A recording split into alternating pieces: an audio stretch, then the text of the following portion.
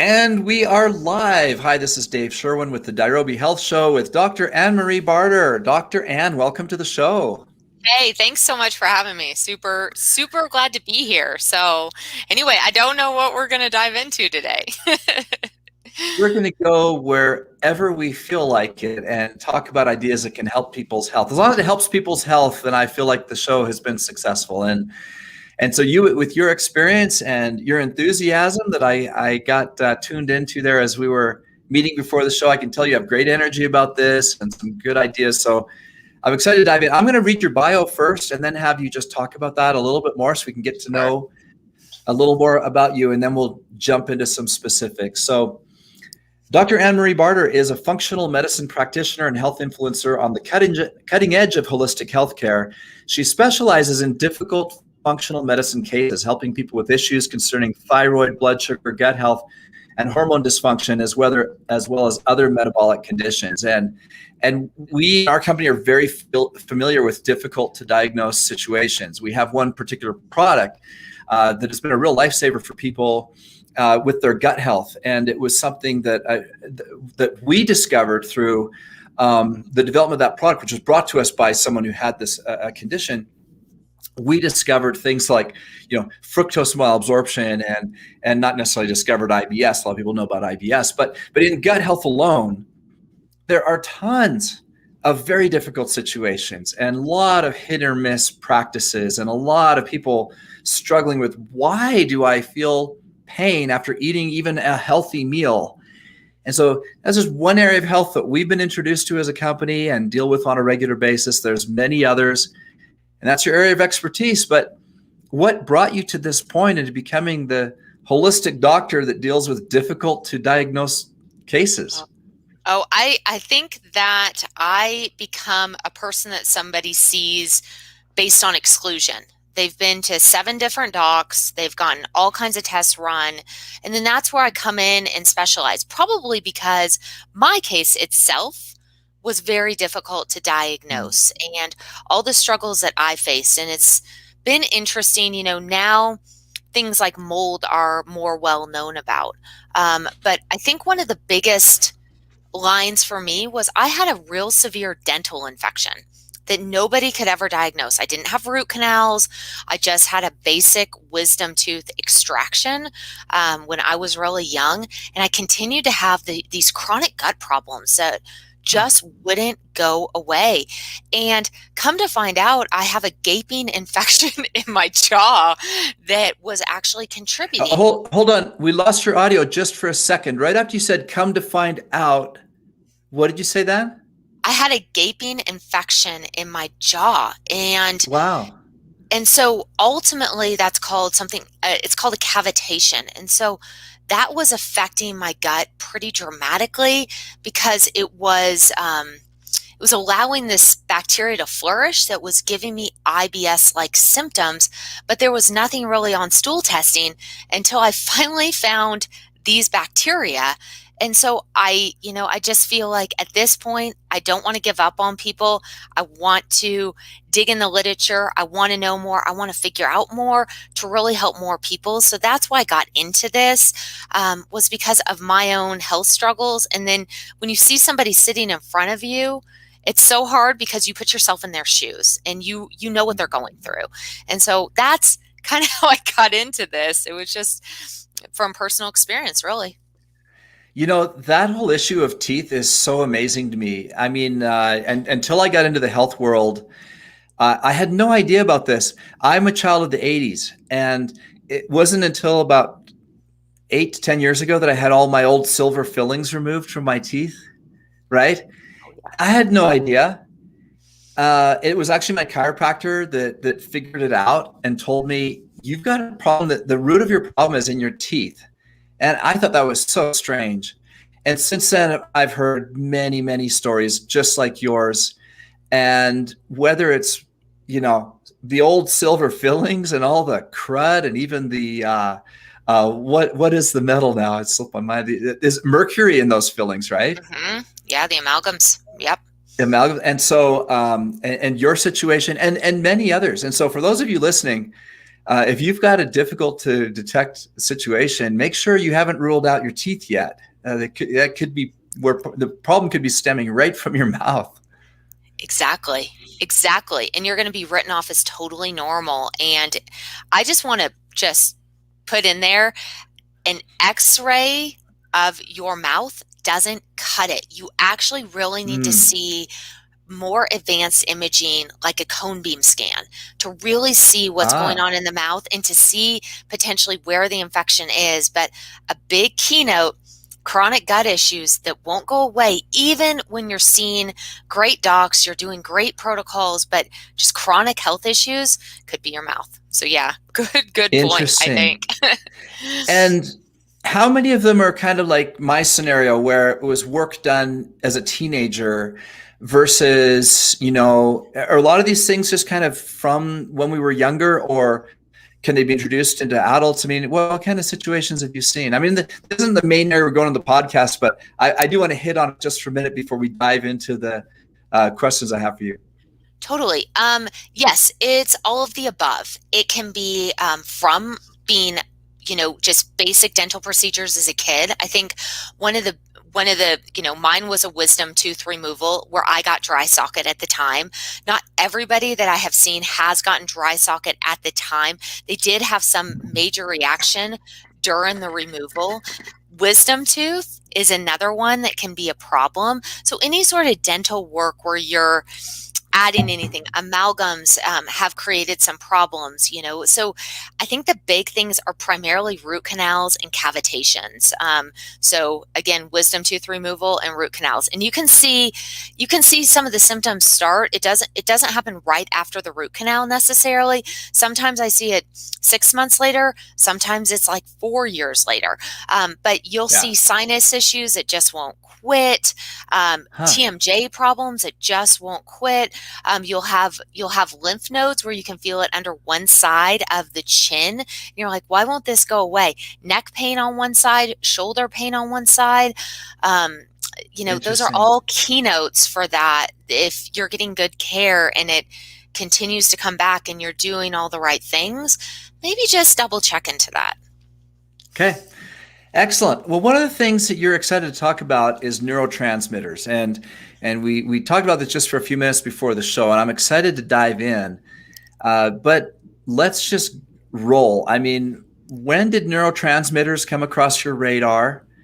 And maybe give us the background. Start with the story. When did this all start for you, and where do you see things going? Let's just start with at the beginning for you.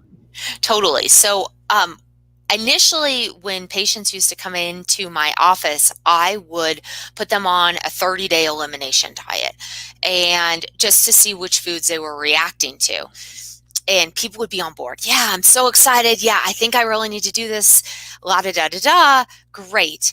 And 2 weeks later, a month, they would come back and they'd be like, hey, doc, I really want to do this, but I can't. I couldn't stay on I had to have XYZ. I had to have sugar. I had to do this to get through the day. And they would just feel broken and worthless. And I felt really bad. I was wondering, is this a willpower issue? What is this? And I think initially I remember thinking, okay, you've just got to work hard. You just got to try harder. You can do this, just motivating and encouraging. And then I started to realize that these were motivated people and there was more to the story, but I just couldn't really figure out what it was. And then, my own life slaps me in the face, which is pretty helpful. And I remember driving home from work, and my commute increased a little bit and my stress levels increased a little bit. And I just started stopping at Whole Foods and getting a cookie. And I felt like the biggest hypocrite because I'm talking to people about health all day long. And I'm like a fly, I'm going for a cookie. Couldn't. And to me, it was just so frustrating. And finally, it was that aha moment where I knew what my patients were feeling. And so what had actually changed in my life was, yes, my commute time increased. Yes, my stress increased, which are definitely two portions of this. But the other thing that changed was I moved. And I had been in a new house for about 6 months. And when we start to dig into neurotransmitters, there's a lot of things that depleted them. But what ended up happening was I lived in a moldy house. So I was trying to help myself by getting through the day with sugar, because sugar is a legal way to bump up your neurotransmitters. So that's how it started for me. And that's really what, when I struggle with that, I started to really see, okay, these gut issues are depleting neurotransmitters. These toxins are depleting neurotransmitters. So what do we need to do to optimize this system so that these folks can have the best outcome when they're going into this health journey where they don't feel worthless or hopeless or like they're beyond repair or depressed or not connected to their family or friends? Because by the time they get into my office specifically, they're struggling. They're really having a hard time. And so you want to give them the best chance at that. Yeah. So define neurotransmitters. Okay. So these are brain chemicals, and they send messages to all sorts of different places, to your muscles, to your gut. So one of our neurotransmitters will actually increase the peristalsis of your gut, the motion that actually allows you to move food through your intestinal tract. It tells your muscles where to go, where to be, and it communicates. They make you feel happy and motivated and focused. And the reason you get up and you're going to do taxes and the reason you exercise, those are what neurotransmitters are. So they're neurochemicals. And so they basically allow your entire system to work. And so they're very, very important. Okay. And how has it come about that this is a major topic for you in your practice? So you talked about your own experience and others, but how did you figure out that this is an area you need to focus to help people to get from step A to step B in some of the challenges they were having? So I'm a big fan of testing. So I run a lot of testing these days. And so I will run testing to see where the neurotransmitters are. Okay. So for example, and I will see about 90% of people are deficient in the neurotransmitters. And so where I address them in the process varies. So I always have a conversation. I say, hey, your neurotransmitters are low. These are some of the symptoms of the neurotransmitters. Do you feel like you're experiencing these? Do you feel like this is going to be a barrier to care to get where we need to go? Right? So some of the things that are really going to impact neurotransmitters are nutrient deficiency is very, very common to deplete those neurotransmitters. And how many people have nutrient deficiencies? I think it's a large number. What do you think? It's a large number, including myself, and I'm in the supplement industry. And I tell everyone all the time, I just finished getting a mineral deficiency test. I got the results back, I think, 6 weeks ago, and I've mentioned this on the show. It's something that we're constantly dealing with. And if you ever feel like you arrive and that you're not deficient in anything, wait a month because these levels are always fluctuating. So there's a lot to the conversation, as you know. But the answer is that we all, even the healthiest among us, are in a state of some deficiency of something. And we're trying to positively counteract that at all times. And so I eat very well. I exercise regularly. And I've been doing various nutrient panels for about 5 years. And I try to do one a year along with my basic yearly physical. And I'm amazed. I'm amazed at the stuff that I learn and at the things I can't get from diet, right? So it's one of the reasons I love being in the supplement industry, because there's some things you're just not going to get unless you supplement, no matter how hard you try, which is very sad, but it's reality. So long answer to your short question, but I'm in the industry. I get it. I get my own blood work done. The fact is we're all deficient. I mean, exactly. Look, we know that 76% of Americans are deficient in vitamin D right now. It's just a statistical fact. Right. Right. And that's just one data point, one vitamin. And what about magnesium? I mean, how many Americans do you think are deficient in magnesium, or people? Let me put it to you. You're bringing it up. You're doing all this testing.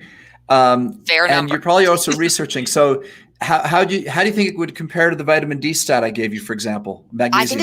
I think it's pretty close. I think it's Okay. pretty close. I think it's around 85% of the population is deficient in magnesium. And so for example, magnesium is needed to run these neurotransmitter pathways. So Right. if you don't have magnesium, how do you run the pathway? So another simple one is B vitamins. B vitamins are so important to run these pathways. So if you don't have B vitamins, how can you run this pathway? So, I mean, we have to look at these things. And so, I mean, I think that some of this it's just a stepping point of how deficient we have become in all these things that we need to run these pathways in order to, move things through our system and actually create these neurotransmitters. And so the other thing I think that's really important to mention is the gut. The gut is really important, obviously, for absorbing your nutrients, right? Which, so we're eating all these great foods. We're doing all of this. Yes, we can discuss how the soil is depleted. I mean, absolutely. But we also have all kinds of pathogens in our guts. And so, for example, I would say on 60, the data point, the research point is 60% of people have an H. pylori infection. This is a bacteria that lives in your stomach. He's highly contagious. If your husband has it, you probably have it. It's passed through breast milk. So probably your children have it. So, and then this critter, he is a little stinker. He replicates based on your nutrients. So if you're taking a bunch of B vitamins and you're really trying to do everything right, this guy can replicate and he can use these to become more terrible in your system, right? And he can also eat your iron. I don't know why I've given him a male name, but I don't know. But anyway, he can also eat your iron. Oh, and so, we'll just have to own it. I mean, most villains in the world are men. Let's just face it. So he's a force to be reckoned with. I will tell you that. And so he ultimately will do things to your digestion. So even if you're eating all this great food, what ends up happening is he can make your stomach more alkaline, where you can't absorb those wonderful nutrients that you're eating. And as it goes into your stomach, you have these big particles of food and you just can't extract those nutrients. And then we have a conversation maybe about leaky gut. In the testing that I run, I don't always find leaky gut with H. pylori. I think leaky gut is a fairly frequent conversation to have, but I don't always find it with H. pylori. And so, that's another place where we're getting nutrient deficient, that's causing a deficiency in all of these important neurochemicals that run our hormones. They help our period, but more importantly, they make us feel connected and happy and joyful and motivated and focused. So when you look at a kid and they're like, putt golf, and the rest of us adults are like, I don't do it. It's Friday night. Can I just sleep? I'm so exhausted. Right. Like they have this joy, this unfettered joy, that somewhere down the line, when we get stressed out, we really lose, right? And so I think just kind of the big answer to that question is, a lot of things, clinically that we need to treat, deplete these neurotransmitters kind of in the whole overall scheme of things. And they're so important for that connection with overall health. Okay, so let's move for a minute from theory to practice. Cool. We got a lot of different people from different backgrounds, different ages, genders, everything, right? Just a huge variety. Some with chronic conditions, some without. And so just give us some of your top, stuff that's broadly applicable. And let me ask it to you from 2 points of view. Let's start with the negative side. What would you say are some of the worst offending habits or foods that people are eating that are causing the problem? Then we'll flip to the positive side of some positive habits people can develop to counteract. But let's start with the negative. Broadly speaking, what would you say are the negatives that are most strongly acting to cause these situations? Yeah, I think I want to start with the biggest like offender that makes us feel good in the short term is sugar. My chocolate chip cookie problem. So I like to quote a Guns N' Roses song. I used to do a little, but a little wouldn't do it, so the little got more and more. So what we end up seeing is that, oh my goodness, that bite of that cookie felt good. Wow, I feel so much better. I get a rush. I feel great. Oh my goodness, I'm happy. Let's go. Bing, bouncing off the walls. And then suddenly that cookie becomes 2 cookies. And then that cookie becomes 5 cookies. And then, you're floating in like Twinkies and Hostess, right? And you're passed out in an alleyway, from sugar overload. So glucose drives neurotransmitters short term. So it spikes it up. So you get an increase in dopamine and serotonin, and then guess what? It decreases further than it was before. So then we want the same fix. So we increase a little bit more, so that's 2 cookies, and then it crashes down. This was best demonstrated by a rat study, these poor rats. They made them fast, and then they gave one group of the rats rat chow, and the other group a sugar and rat chow. And they made them fast for 12 hours, and then they let them loose. And the rats that just ate the rat chow, the control group, there was no increase in specifically dopamine levels was what they were measuring. In the other group that gave the sugar solution, they increased their sugar quite a bit each day, and they saw 150% spike on dopamine levels, but they needed more in order to maintain the same level. So, so I think sugar is the legal way that we like to do this. Some people like to overexercise, okay, now I'm into a super ultra marathon, so you're going to end up getting a dump that way. Drugs are another way to do this, that end up depleting it. But some of the ways that we're not, that actually deplete our dopamine levels or our serotonin dopamine levels, chemicals. Mold specifically likes to go after dopamine. So I think just be careful about what's around you. But I think one of the bigger, and stress is another one, lack of sleep is another one that really depletes these neurochemical levels, and then, gut issues and nutrient imbalances. Okay, so good habits. What are the good habits we can develop to counteract these negatives? So interestingly, eating a diet rich in, the foods that will promote this. And I can put a list down below. I can send you that for the show notes if anybody's interested, because it's really hard to say that. But really good, clean, whole foods. And there's each one so individually. So we can put that down below if you'd like. But another thing is, getting enough sleep is very, very important. You can see that your focus is affected. You get more irritable. That's directly related to neurotransmitters. Another something that really boosts up neurotransmitters, specifically dopamine, meditation. 60% increase in dopamine levels and binding capacity of dopamine with meditation. So big deal.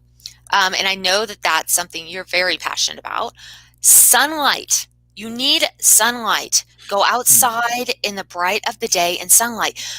Do this without sunglasses on. The reason for that is because it is made, a lot of these neurotransmitters are made in the brain, but stored in the gut. So you allow that sunlight to hit your eyes, right? And so if you look at the studies, our feeding increases at night.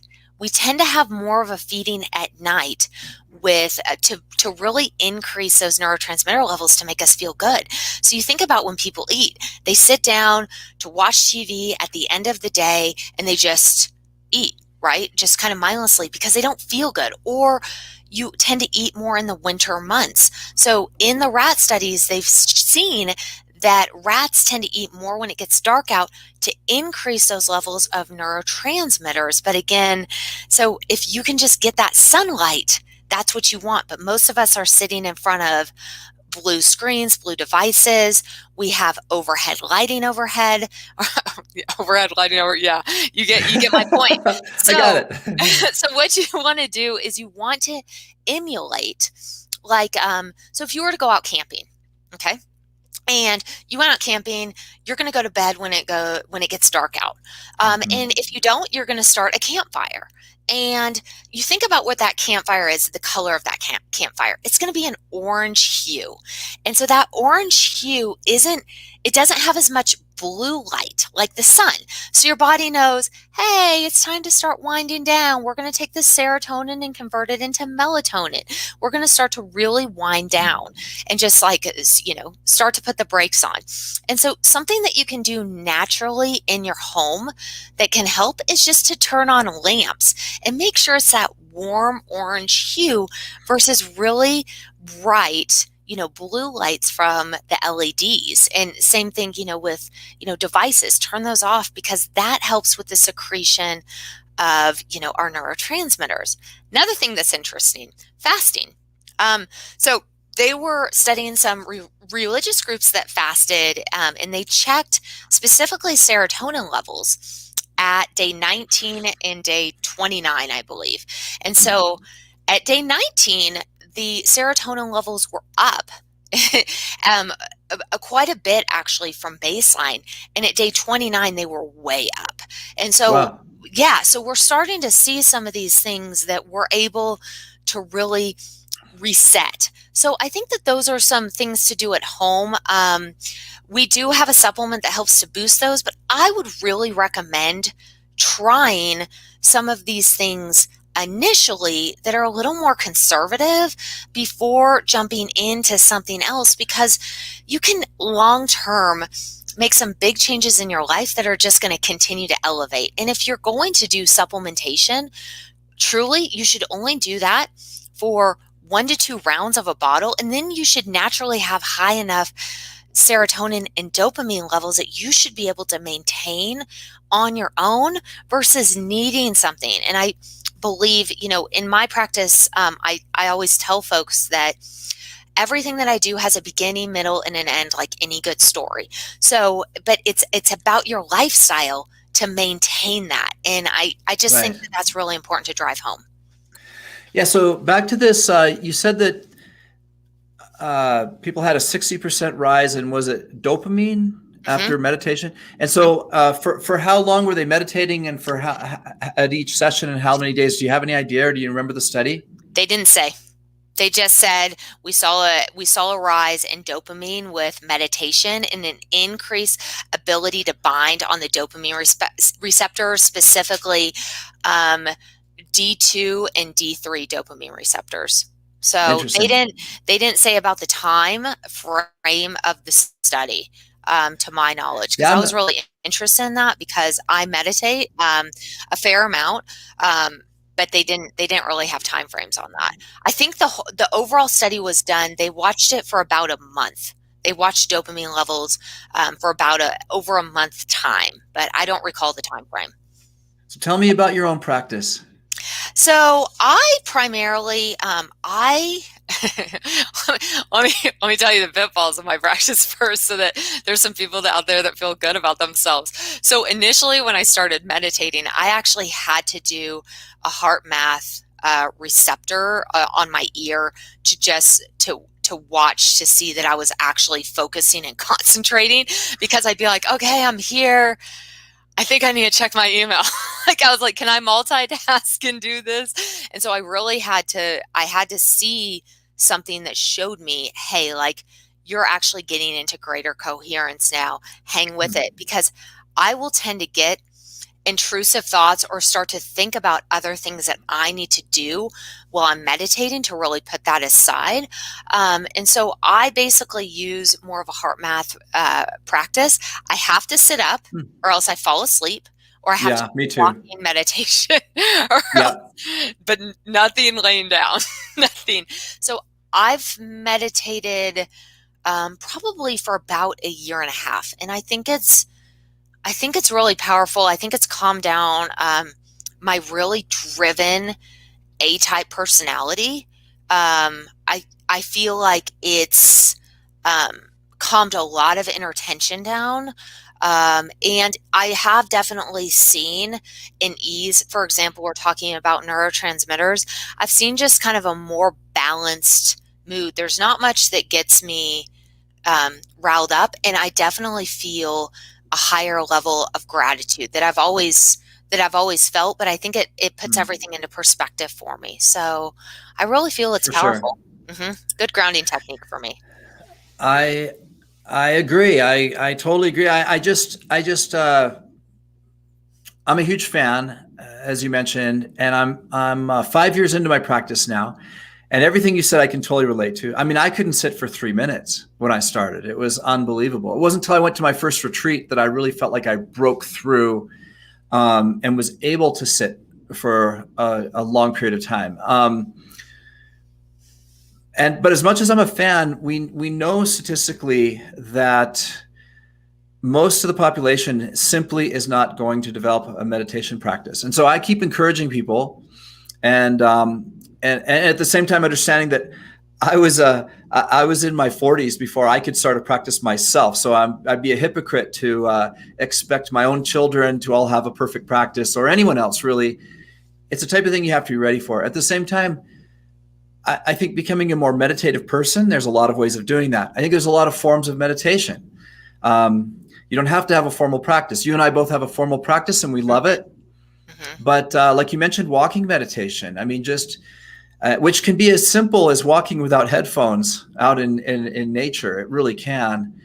And one other point I wanted to make based on what you said is that the expectation that you're going to sit down and have no thoughts come through your head for half an hour or 10 minutes or 20 minutes or whatever, or maybe even a minute, is probably completely unrealistic. I think, and I've listened to and read the books of the best meditators in the world, and you don't turn off your brain. Meditation is not about turning off your brain and not having any thoughts, but the way you relate to your own thoughts can really change. And the best example I ever heard is in the Simple Headspace app introductory course, where the guy said, imagine that you're beside a road fixing a flat tire, and the cars and trucks are going by at 80 miles an hour. That's a very disconcerting situation to be in. Your life is in your hands.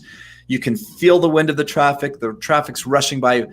But if you just step 10 feet away from the road, you feel a marked increase in safety, and maybe not feel the vibration under your feet of all the traffic. But now go a mile away into a high-rise building and watch the traffic go by, and it can be a very peaceful thing to watch freeway traffic from a mile away, right? Yeah. And so I love that analogy. The traffic is still there, but through a meditative practice, your relationship to the traffic is what changes. Cars and trucks still go by, but they don't consume you as much, right? It's and that's kind of been my own experience. You've described similar thoughts in the way you've described your A-type personality being somewhat tamed. Yeah, it's so bad. Like, I remember thinking, I think I could just check email on here. It'll be fine. Is that ridiculous. But yeah. I also felt, I think for a lot of folks, they feel overwhelmed with the idea of a lot of people practicing, even 10 minutes or 5 or 30 minutes. They feel overwhelmed. And I think what I have observed in my practice has been that people don't feel good at it. They don't feel like they're good at meditating. And so therefore they don't want to continue because they feel like it's something that they need to be good at. And this is specifically to the A-type personality types. And so you don't feel like you're good at it. You're getting these thoughts that you've been told, oh, that's not right. You're not supposed to get these thoughts, but it's, you're going to, your brain's active, but it's just about kind of, okay, let's just try for 2 minutes and see how that feels. And then maybe for 3 and just slowly grade up. But it's not a right or wrong, but I've had so many people that tell me that they think that they're doing meditation wrong. Yes, yeah, I think it's very common, and I think just dedicating yourself to it and reading the books and listening to the great speakers. I love the Waking Up app. I'm not sure if you're familiar with that one, by Uh-uh. Sam Harris. It's Uh-uh. phenomenal. It has a daily meditation. I use Insight Timer. Well, I do my own meditation many times of simply just sitting. But if I use apps, I like Insight Timer. And I like Sam Harris Waking Up. Well, in his Waking Up app, there's tons of conversations with great meditators and some of the most famous people, Jack Kornfield and Tara Brach are in there, two of the teachers who are famous for bringing meditation from the East to the US. So he has all these conversations where you just listen to people talk about all these things. And that's really helped me. To not only try to develop a practice of meditation, but to learn about it, to learn about the history of it, even to study Buddhism. Old Path, White Clouds is just an amazing book, or anything by Thich Nhat Hanh. So for me, I needed to kind of immerse myself in it. I wanted to find out the history of it. I wanted to find out the different ways. I want to know what Dzogchen is. I want to know what Vipassana is. I want to know what the difference is between mindfulness meditation and all these different things. And that's been super healthy. So that, for example, right now I'm in the middle of a course by David G. Have you heard of him at all? No. No one has. I keep asking people that question. No one's heard of David G, but he's super famous somewhere. I mean, like, he'll put a course in Insight Timer. There'll be like 4,000 comments, so people know who he is, but certainly I guess you got to be in kind of the underground of meditation. I don't know. But he has this wonderful resonant voice and methodology. And sometimes I wake up and that's just what I'm in the mood for. I'm like, I need a David G session. It's just this very peaceful, calming kind of vibe. He's like right out of the 60s. He's just like this Zen hippie right out of the 60s. I like it. Great information, right? I mean, yeah. So I think that's what's worked for me is I had to learn about it, immerse myself in it, read about it, get all these different ideas, and then figure out all the pieces of the puzzle and what piece I need today. You're the why guy. I want to know why. I am. You are the why guy. I'm the gal that's like, show me that it works. I want to see that it works. Yeah. Okay, it works. I'm on board. So I think that's, definitely two different methodologies approaching it. But yeah, I respect that, where you need to know why. Yeah, no, you're in a very different position than me. You have patients coming to you and you're trying to improve their life. You're trying to help them diagnose a challenge and improve their health. And so I'm interested, how is it going with trying to get people to adopt a meditative practice? Do you just kind of introduce it to them and hope that it sticks? How's it going? That's hard.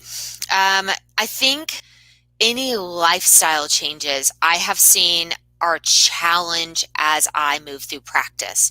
And when I ask somebody to change, their eating window, change the foods that they're eating, change the way that they're waking up in the morning, their practices for waking up in the morning, meditation is challenging. Even when you're showing somebody on tests, hey, like, your cortisol is off the roof. Now we have a couple options. We're going to diagnose and figure out what's causing the cortisol to be high. But some things that would help in the meantime to put this fire out would be, you can change your lifestyle. You can do some things to change your lifestyle to be less stressful. We can give you a supplement short term to do that. I would really highly suggest, doing some more self-care, meditation, etc. And I get pushback with that. So even when I'm like, here are the apps I use, you cut and paste it, here you go. following up with it, there's a lot of excuses associated with any sort of lifestyle changes. And I'm not really sure why. I think that we have been programmed. So if I recommend meditation or diet changes, or if I could say, here's a pill that you take and you don't need to do anything, 9 times out of 10, it's a pill. Occasionally someone's like, I want to try meditation first. But I would say that's a much smaller percentage, unfortunately. And, I try to say, my role here is to figure out what's going on, fix it, and send you on your way for a really happy life. And if you have other problems, you holler at me. But besides that, this is not like you need to stay on XYZ or do XYZ limited, but I need you to change your stress levels. I need you to do this. Yeah. It's really a hard sell, to be honest with you. I'll tell you one thing I discovered, and it took me a couple years to figure this out. And a lot of people don't tell you this unless you really probe. But for some people, it's discomfort in this challenging their belief system. And I didn't pick that up. Like I already mentioned, I studied Buddhism. Well, to some people that right there makes them uncomfortable. It's like, well, that's not my religion. I can't go and learn some other religion. But this little story I thought was really profound. A couple of years ago, I can't remember who it was. It might've been Jack Kornfield, who asked the Dalai Lama, what do you feel about all these people from the West coming into Buddhism? You must be thrilled. And he said, no, we're honored that people like what we have, but we're not looking for converts. We would rather have a Christian person adopt our principles to become a better Christian. We'd love to have people use Buddhist principles to become a better whatever they already are. And I thought that's such a powerful principle and helps some people, I think, overcome the woo-woo factor of meditation. I think that's out there. I think there's people that's just, they're uncomfortable. They think that it's against their religion or their core beliefs of whatever type, or that they're doing something that is, they weren't raised with it. And so they just think, or maybe they picture weird people in robes in a different country that they can't relate to. And so they just have this sense of, well, it's very different and it makes them uncomfortable.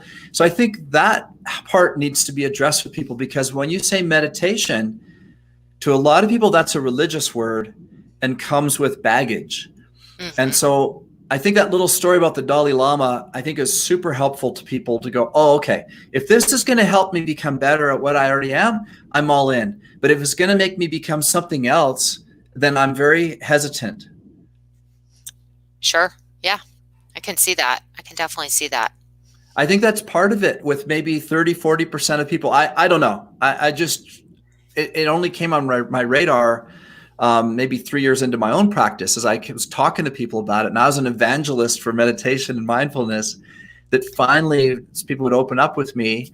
And I started to hear these things that they were hesitant because of their beliefs. That's true. I think that that's a true factor. I also don't think people make it a priority.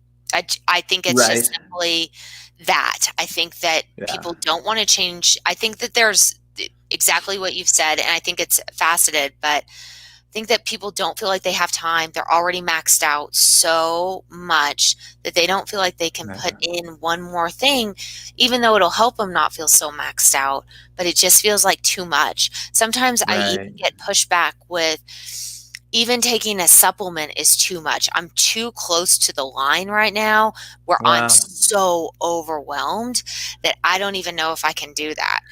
So I think it just is really variable. But yeah, I definitely think what you said plays into the maybe stigma. Yeah. Interesting. And then it's such a paradox, because what they don't realize is that entire feeling of overwhelm is part of what they overcome through a meditative practice. Who was it who was asked, I think, was it on Oprah? Gosh dang it, I wish I could give credit again to this story, but Oprah said, for how long do you meditate? So I meditate every day for 30 minutes, unless I feel like I don't have time, and then I meditate for an hour. Well said. Right? Well said. Because that feeling of lack of time is an illusion. Yeah. It's an illusion.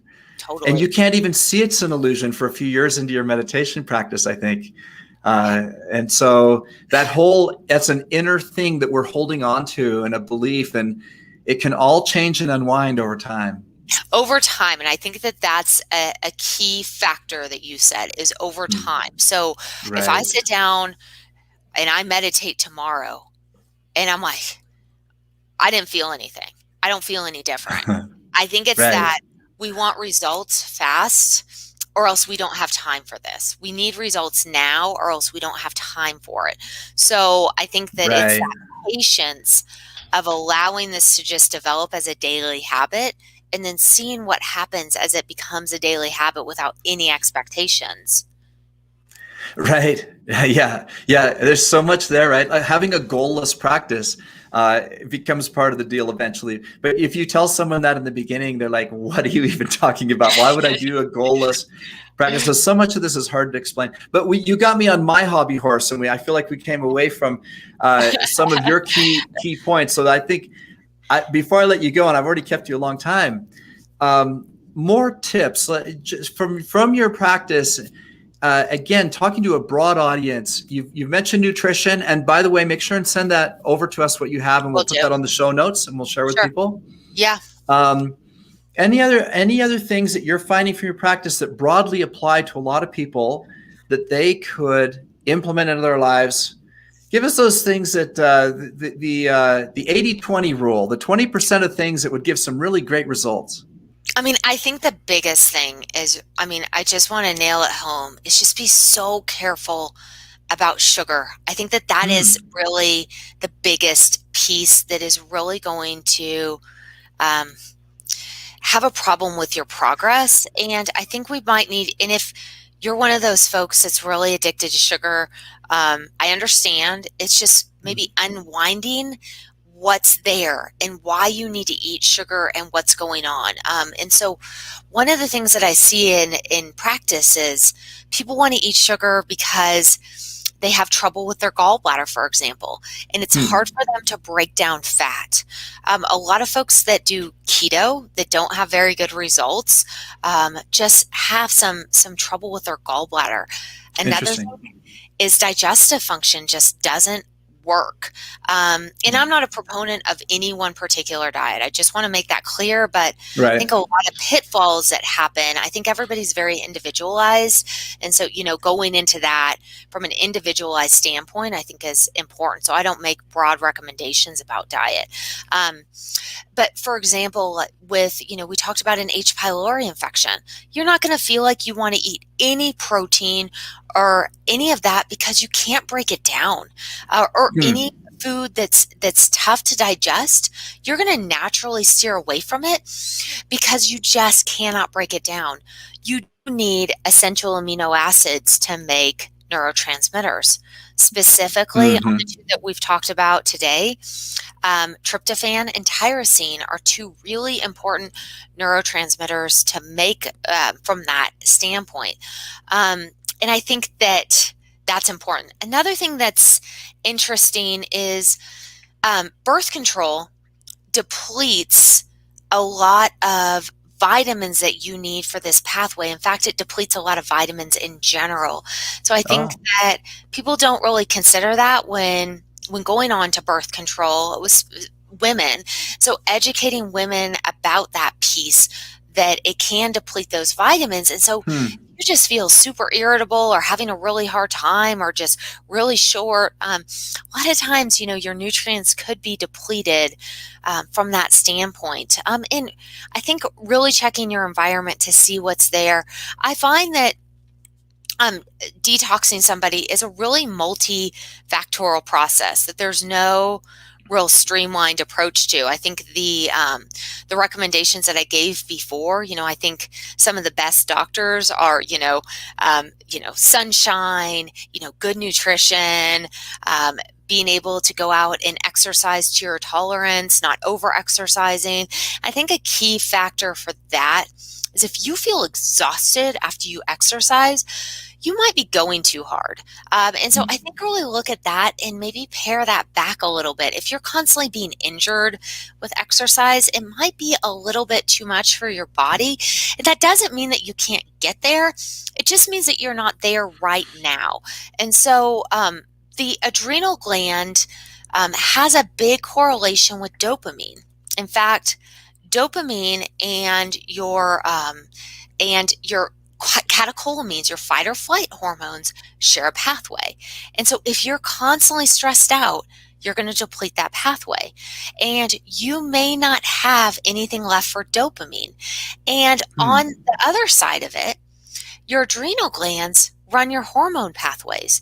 So then you can see maybe some problems, some PMS, some bloating, some low testosterone, some night sweat, and so all of these things are important. So, serotonin is really important if a woman has PMS or PMDD all the way through the month or a short time through the month. So it's about putting these pieces of the puzzle together and really figuring out what it is. But I think, a long answer to your question is, you need meditation. You need sunshine. You need laughter. You can consider fasting to tolerance. Do not dive into that. Do that very, very easily if you're going to move into fasting. Folks will come in and they're like, yeah, I went from 0 to fasting and I have headaches and I can't get out of bed. And please don't do that. Just ease into it. Right. Real easy. And I think, just making sure your gut and your GI system are working are all really important contributors for that. So I think that's the take-home message, but you have to fix the rest of the body in order to really fix the neurotransmitters long-term. Well, that was excellent. What a great summary to the episode. Thank you. Thank you. Well, Dr. Anne-Marie Barter, thank you so much for coming on the show. It's been a pleasure. Thank you so much for having me. I really appreciate it. Okay, and hang on just a minute, but for those of you listening, this is Dave Sherwin wishing you health and success.